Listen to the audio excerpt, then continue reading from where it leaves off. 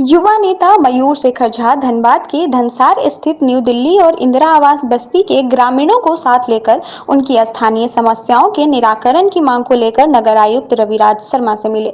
मयूर शेखर झा ने नगर आयुक्त को स्थानीय समस्याओं से अवगत कराते हुए कहा कि उक्त क्षेत्र में बसे लोगों को बीसीसीएल प्रबंधन अवैध तरीके से बसे होने का हवाला देकर वहां उन्हें सभी मूलभूत सुविधाएं देने से वंचित कर रही है। क्षेत्र में बिजली कटी हुई है, पेयजल आपूर्ति की भी कोई व्यवस्था नहीं की जा रही है, जहां रोज कमाने खाने वाले लोग बसे हैं।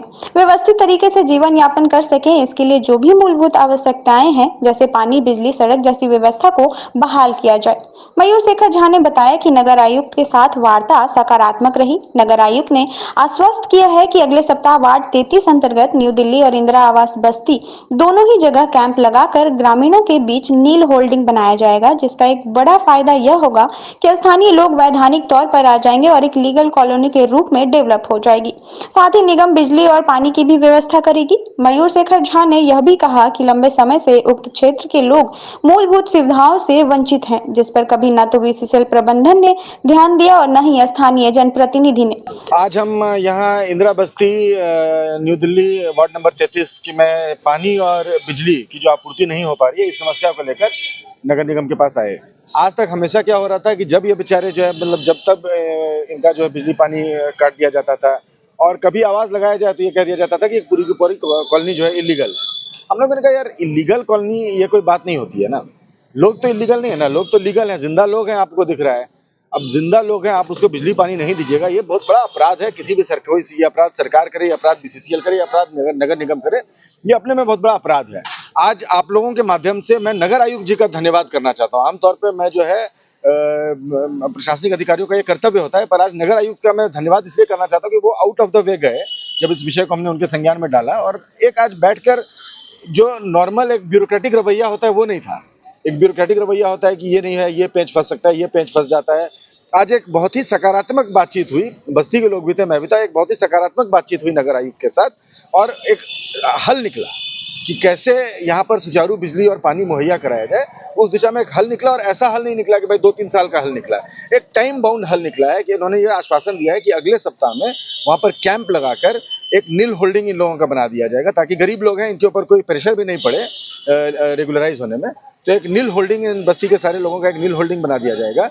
नील होल्डिंग बनते ही ये एक जो है निगम के अधीन एक लीगल कॉलोनी बन जाएगा, और उसके बाद उसके साथ साथ जो है बिजली और पानी का व्यवस्था वहाँ पर नगर निगम करा देगा। ये एक बहुत अच्छी पहल है, बहुत ही सकारात्मक पहल है। बहुत लंबे इंतजार के बाद एक अच्छी पहल है। बहुत लंबे इंतजार के बाद, क्योंकि ये लोग जो है कई दिनों से, जब मैं गया तो वहाँ पे ना कई दिनों से संघर्ष कर रहे थे।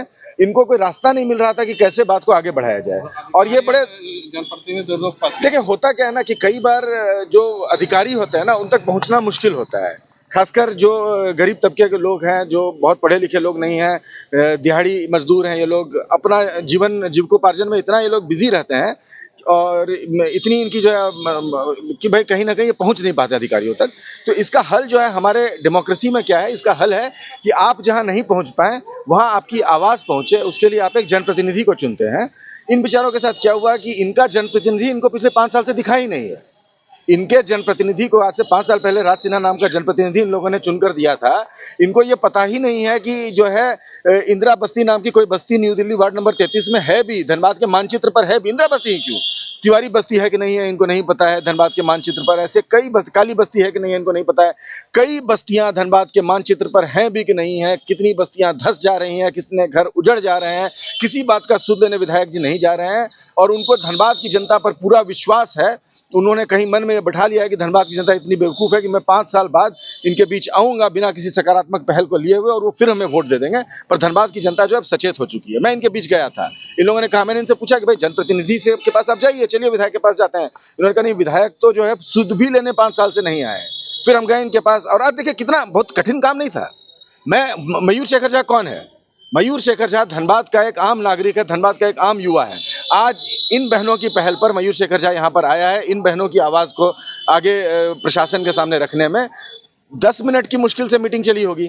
10 मिनट के मीटिंग में प्रशासन ने जो जो मांगे थी उन मांगों को मान लिया, एक हल निकाल लिया। ये काम पिछले 5 साल से नहीं कर सकता था कोई जनप्रतिनिधि। उसके पास तो ताकत है, उसके पास तो जो है एक संवैधानिक पद है।